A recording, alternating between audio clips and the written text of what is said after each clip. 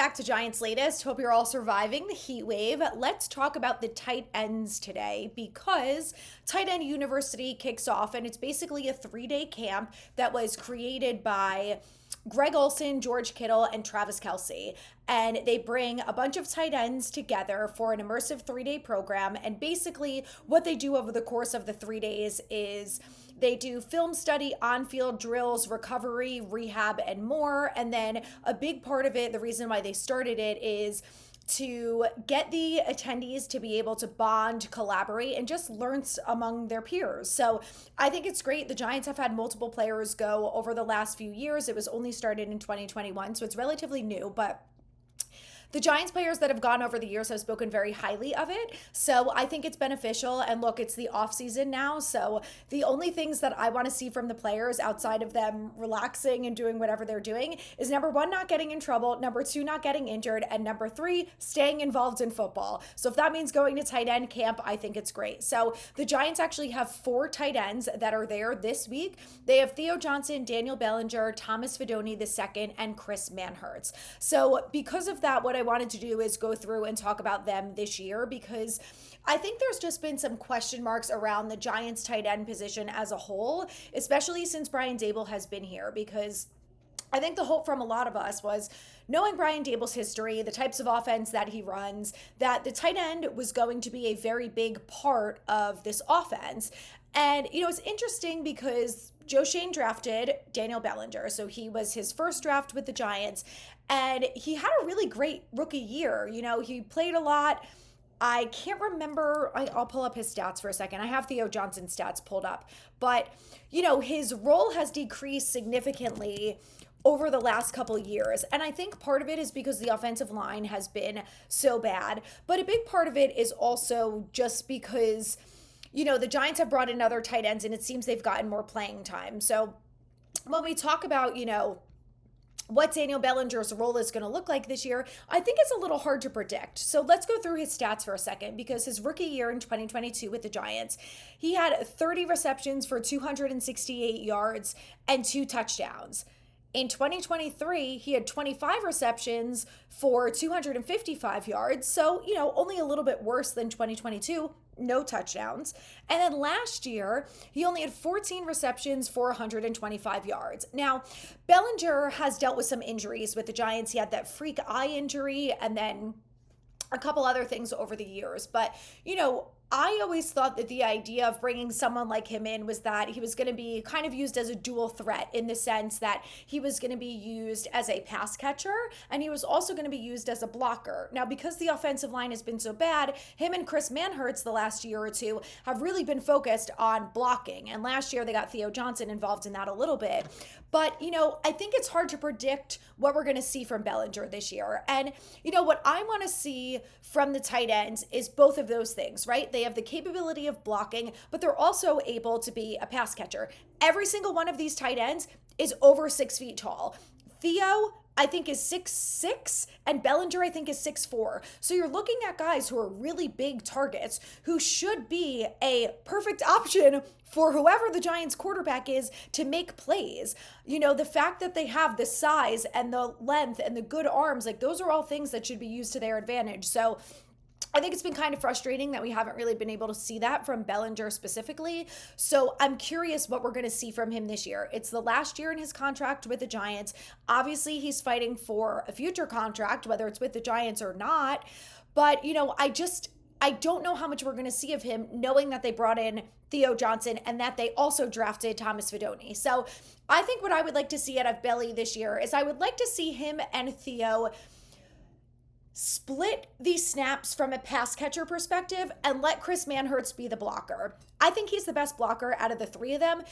Theo got a lot of playing time as a rookie last year, but obviously was green. He's a rookie. He has a lot to learn and things like that. So, I think Bellinger at this point, being one of the more experienced tight ends on the roster, I want to see more of him. I want to see him involved in this offense. I want to see Daboll get him the ball and use him as a pass catcher. Use him as a target for Russell Wilson or Jameis Winston or Jackson Dart, whoever the quarterback ends up being throughout the whole season. It's obviously going to be Russ to start, but I just think having Bellinger in there would be great to start with. And Bellinger and Theo have also been practicing and been involved with working on a rapport with Russell Wilson. So I love that those guys are involved and players that I really want to see more of. So with that being said, I think Theo Johnson we're going to see a ton of this year. And I want to talk about his stats from last year because I think there were a lot of question marks. Like we saw how much they used Bellinger in year one, right? But then, his playing time kind of was hit or miss, and I wasn't really sure what they were going to do with Theo. But obviously, the Giants loved him. They brought him in.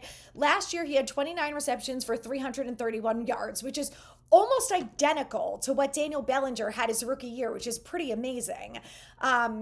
Except Theo had about 70 more yards than him with one less reception.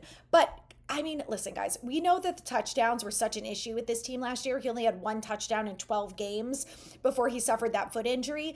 But he's 6'6". This guy needs to be a red zone target. If he is only used in the red zone, then so be it. I think there's other places that the Giants could use him, especially on third down, things like that. Like I said, you have this big monstrous target. Not a single one of the wide receivers is even remotely close to 6'6". So if you want to use Bellinger, you want to use Manhurts to block, then so be it. But you have to make Theo Johnson a receiving tight end. That was where he was a little bit better last year. Now he had his drops like every single other player on this offense did. But I think that's going to drastically improve this year. We're talking about the second year in the system. He's learned and grown in the last year. I also think the fact that he's got a quarterback who places the ball in a much better spot, it's a lot easier to catch. I think that's one thing we're really going to see drastically decrease from 2024 to 2025 is the amount of drops that this entire offense had. From Malik Neighbors down to Chris Manhurts, the drops were a problem. And I really think that we're going to see less of that this year. They're going to have them. We're not perfect. No one's perfect. Even Justin Jefferson drops the ball sometimes. So I don't expect them to be perfect. But I think because Russ Wilson is significantly more accurate than all of the quarterbacks we watched play for the Giants last year, I really expect Theo Johnson to have a big role this year. I think out of all of the tight ends, Theo's going to see who we're going to see the most from. And I think that's really important. You're talking about a guy who's in his second year. He had a really good start for the Giants. And look, the offense was abysmal last year. So the fact that Theo Johnson had 29 receptions for over 300 yards when just 2 years earlier and Daniel Bellinger had, less than 300 yards with 30 receptions and they won more games.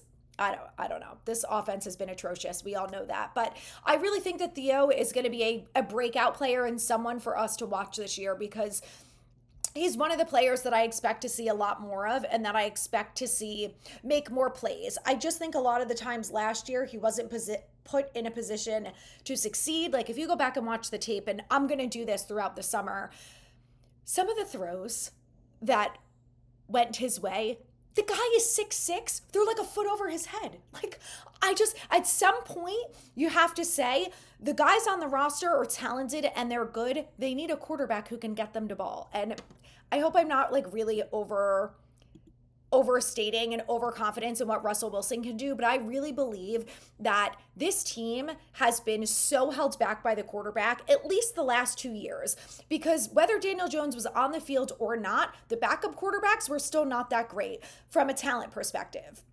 So I think Russ Wilson is going to make a big difference. And I think that the tight ends are actually going to be a group that are drastically improved by that. Obviously, we know the wide receivers are going to be part of that, but I think we're really going to see that from someone like Theo Johnson. I think he's going to get the bulk of the playing time from the tight end perspective, and I think that the secondary role is going to be where we see that rotation. So with that being said, I don't really think that we are going to see a lot of the rookie tight end Thomas Fidoni. The guy has dealt with 2 ACL injuries. The Giants already have 3 tight ends that they can rely on this team. I think it's pretty likely that Fidoni is going to be a practice squad guy. I think we will see a lot of him in camp, which will be great. I hope we see a lot of him in preseason as well. But I think ultimately, I just don't see him in a position where he beats out some of the other tight ends on this roster. In his last year in college, he had 36 receptions for 373 yards in 13 games. He's very athletic, so I think there is room for us to see a lot of Fidoni in the future. I just think at this point, it's really going to be Theo and Manhurts that we see the most of, and I think Bellinger is going to be in that rotation. I think they'll probably keep tight ends. Like I said, I think it'll be those three. They'll keep three of them, and then Fidoni is going to be a practice squad guy. But, I've been really disappointed in what I've seen from Bellinger. And like I said, it's not just him. Like, this offense has been so bad. So I'm really excited to see a jump in offensive production from the tight end group specifically. And I hope that a big part of that is because the offensive line is actually doing their job and blocking. And maybe we can use two tight ends as receivers. Manhurts caught a couple touchdowns last year, and some of them were brought back because of penalties. I know you're not surprised by that, because I'm not. So Manhurts is also going to be a good option for Russell Wilson as well. I just think he's not going to be the guy that gets the bulk of the targets out of the group of tight ends. I really think Theo Johnson's going to be that guy. He's such a perfect Brian Dable type of tight end that I really expect we're going to see a lot from him. So he might be a good sleeper to pick up for your fantasy team. Just a thought if anyone's getting ready to do their drafts. But let me know what you guys think about the tight ends. Who do you think is going to be the most productive out of the group? Do you think Fidoni makes the roster? I personally don't see it, but you never know. I think Fidoni is going to have the opportunity to have a big future with the Giants, knowing that Daniel Bellinger's in his last year and Chris Manhurts is only on a one-year deal again. So, next year we could see Theo and Fidoni, and they could be our two tight end set, and then maybe they'll draft someone else or they bring in, a veteran or something like that. But I think it's going to be those two guys. If there's anything else you guys want to see from me, different position groups you want talked about, or stats, whatnot, let me know in the comments and I will get to it later this week. But stay tuned for more.